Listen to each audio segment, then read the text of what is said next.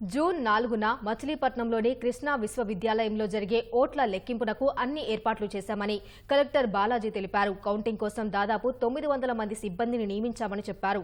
సిబ్బందికి ఇప్పటికే మొదటి దశ శిక్షణ ఇచ్చామని వివరించారు. ఈవీఎంలో ఏదైనా సాంకేతిక సమస్య తలెత్తితే బెల్ సంస్థ ఇంజనీర్లు అందుబాటులో ఉంటారని చెప్పారు. రాజకీయ పార్టీలు తమ ఏజెంట్ల వివరాలు ముందుగా ఇస్తే వారికి పాసులు మంజూరు చేస్తామంటున్న కృష్ణా జిల్లా కలెక్టర్ బాలాజీతో మా ప్రతినిధి శ్రీనివాస్ ముఖాముఖి. 2024 సార్వత్రిక ఎన్నికలకు సంబంధించి వచ్చే నెల 4వ తేదీన ఓట్ల లెక్కింపు జరగనుంది.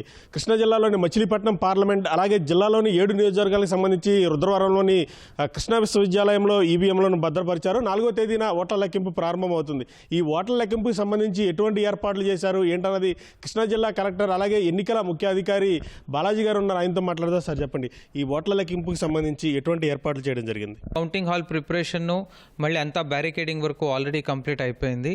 సో ఇంకా కౌంటింగ్ స్టాఫ్ని కూడా ఆల్రెడీ మేము ఫస్ట్ ర్యాండమైజేషన్ చేసి స్టాఫ్ని డెప్యూట్ చేసి అపాయింట్ చేశాము. వాళ్ళకి first round of training is also completed. So ఇంకా సెకండ్ రౌండ్ ఆఫ్ ర్యాండమైజేషన్ అనేది మనం అబ్జర్వర్స్ వచ్చిన తర్వాత చేసి వాళ్ళకి సెకండ్ రౌండ్ ఆఫ్ ట్రైనింగ్ కూడా ఇవ్వడం జరుగుతుంది. మళ్ళీ కౌంటింగ్కి అవసరం ఉన్నంత అన్ని మెటీరియల్స్ని కూడాను మేము ఆల్రెడీ సమకూర్చుకున్నాము. సో ఎలక్షన్ కమిషన్ డైరెక్షన్స్ మేరకు సజావుగా ఇంపార్షియల్గా ఫ్రీ అండ్ ఫెయిర్గా కౌంటింగ్ జరిపేయడానికి అన్ని ఏర్పాట్లు కూడా చేసుకుంటున్నాం. ఈ కౌంటింగ్కి సంబంధించి ఎంతమంది నియమించారు, అలాగే ఎలా జరగబోతోంది? ఈ కౌంటింగ్కి సంబంధించి అంతా కలిపి దాదాపు 900 మందిని ఆల్రెడీ నియమించడం జరిగింది, రిజర్వ్ అంతా కలిపి యాక్చువల్లీ.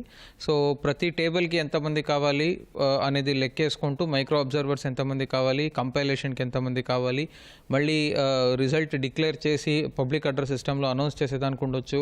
ఇలా ప్రతి ఒక్క యాక్టివిటీకి కూడాను మేము సపరేట్గా డ్యూటీస్ అసైన్ చేస్తూ ప్రొసీడింగ్స్ వేస్తూ సో అందరినీ కూడా ఆల్రెడీ డ్యూటీస్ చేయడం జరిగింది.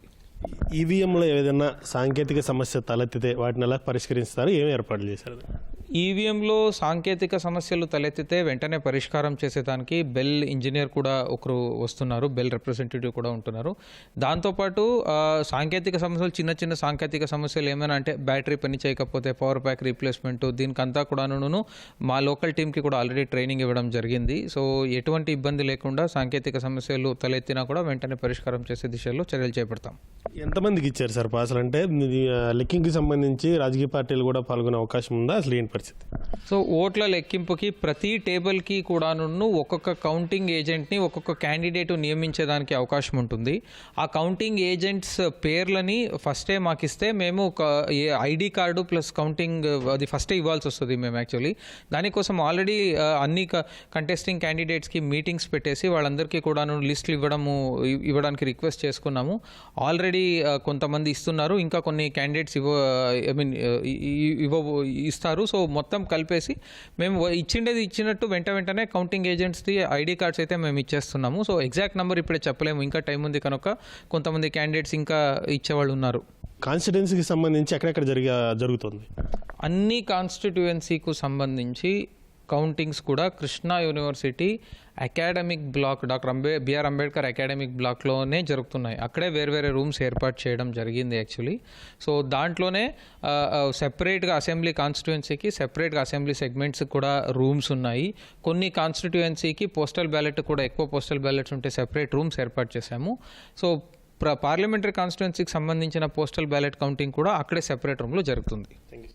రైట్, మొత్తంగా ఈ ఎన్నికల కౌంటింగ్కి సంబంధించి అన్ని ఏర్పాట్లు పూర్తి చేయడం జరిగింది. ఇప్పటికే సిబ్బందికి శిక్షణ కూడా ఇవ్వడం జరిగిందంటూ కూడా కలెక్టర్ చెప్తున్నారు. కెమెరామెన్ సైదాతో శ్రీనివాస్, ఈటీవీ న్యూస్, మచిలీపట్నం, కృష్ణా జిల్లా.